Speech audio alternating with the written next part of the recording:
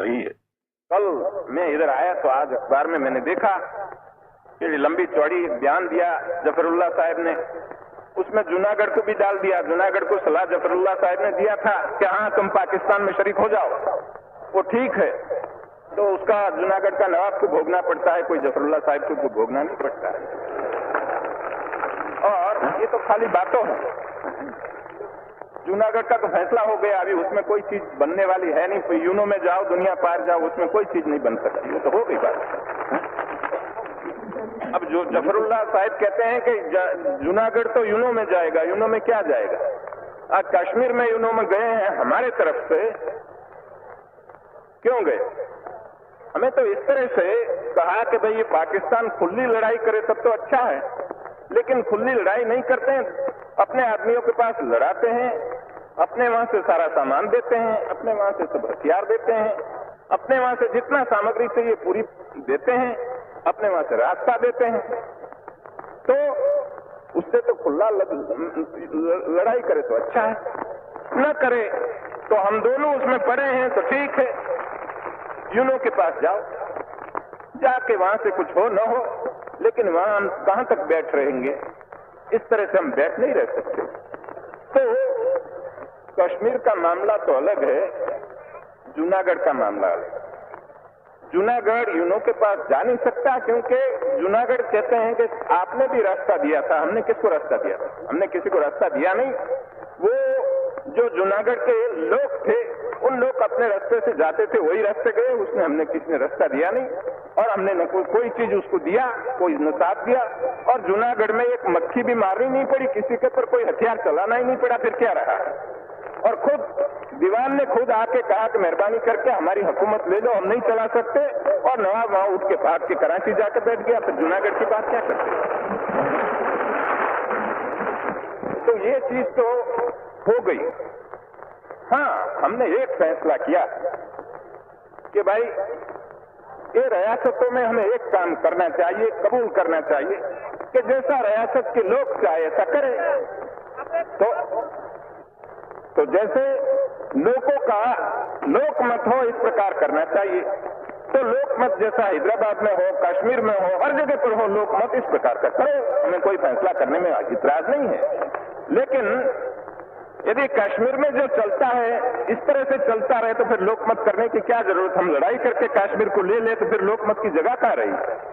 तो हम तो कहते हैं कि आज भी प्लेबिसाइट से करो, लोकमत लेके करो, लेकिन हमारे पास आकर हमारा सिपाही मरते रहे, हमारा पैसा खर्च करना पड़े, और हमारे गांव के गांव जलाए जाए, और वहां हिंदू और सिखों को तबाह किया जाए, तो फिर आखिर लोकमत का रहा? फिर तो आखिर हम बंदूक से ही लेना हो तो लेंगे, और क्या करेंगे? दूसरी तरह से नहीं हो सकता है तो नहीं।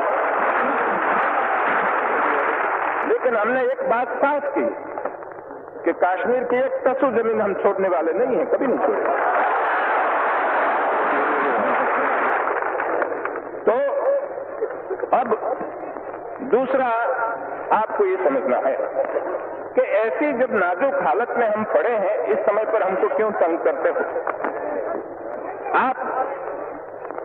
ऐसी जब हिंदुस्तान की हालत है और दुनिया की हालत भी ऐसी है, देखो ये बत्ती पड़े, ऐसी जब हिंदुस्तान की नाजुक हालत है,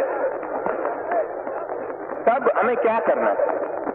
इस नाजुक हालत में हमें हमारी सरकार, हमारी हुकूमत है, उसको ठीक नहीं करेंगे और उसको साथ नहीं देंगे तो हमको नुकसान होगा।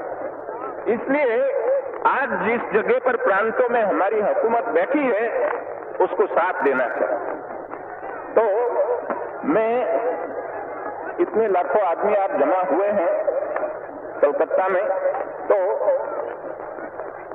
मैं आप लोगों को बड़ी अदब से कहना चाहता हूं कि सुनिए, आवाज न कीजिए, ठहरो भाई, क्या कहते हैं? रिले करते हैं, ठहरो, कोई गड़बड़ न करो। तो आप लोग हिंदुस्तान की ऐसी नाजुक हालत में इतने लाखों आदमी कलकत्ता में जमा हो गए हैं, तो आपको एक हमारा मैसेज ले जाना चाहिए और सबको पहुंचाना चाहिए कि आज हमारी बहुत नाजुक हालत है। उस हालत में हमें न कोई हड़ताल करनी चाहिए, न कोई तूफान करने का कोई मौका पैदा करना चाहिए, सबको मिलजुल के काम करना चाहिए। अब कई लोग कहते हैं कि भाई इधर हमारे सेक्युलर स्टेट चाहिए, हिंदुओं का राज, कौमी राज नहीं होना चाहिए। कौन कहते हैं कौमी राज बनाओ? हिंदुस्तान में 3-4 करोड़ मुसलमान पड़े हैं, कौमी राज की बात नहीं है।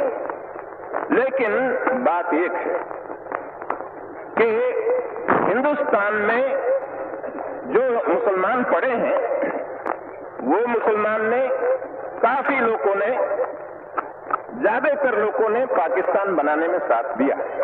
ठीक दिया, अभी ठीक है। लेकिन अब एक रोज में, एक रात में क्या दिल बदल गया? वो मुझे समझ में नहीं आता कैसा बदल गया कि एकदम कहते हैं हमको मान लो। तो ये मेरी समझ में नहीं आता कि एक रोज में दिल सबका कैसा बदल गया। तो वो कहते हैं कि हम वफादार हैं, तो हमारी वफादारी में शंका क्यों की जाती है? आपको सस्पिशन क्यों आता है? तो हम कहते हैं भाई हमको क्यों पूछते हो? आपके दिल को पूछो, भीतर पूछो, हमको मत पूछो। वो हमको पूछने की बात नहीं है। लेकिन हमने एक बात कही कि आपने पाकिस्तान बनाया, आपको मुबारक, हमें उसमें कोई दखल देना नहीं चाहते। जब दांत गिर जाए, खट्टा हो जाए, तब गिर जाए, तब पीछे आओ, वहां तक हमें पीछे बुलाना है नहीं, हम बैठे ठीक है। कोई कहते हैं कि हम आखिर पाकिस्तान और हम एक हो जाए। मैं कहता हूं कि मेहरबानी करके ऐसी बात न करो, वहां बैठे रहने दो। उससे बहुत नुकसान है, वहां बैठे रहने दो, करने दो उनको, पाकिस्तान अच्छा बनाने दो। पाकिस्तान जब स्वर्ग बन जाएगा, हमको उसकी ठंडी हवा लगेगी, ठीक है, अच्छा। तो आप लोग क्यों ऐसा कहते हो? उनको शंका पैदा होती है, ऐसी बात हम क्यों करें?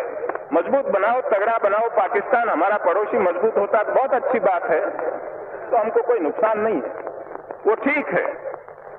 लेकिन बहुत दफे ऐसा कहा गया कि पाकिस्तान मिटाने के लिए, उसको बर्बाद करने के लिए हमारे दुश्मन लोगों ने कॉन्स्पिरेसी की।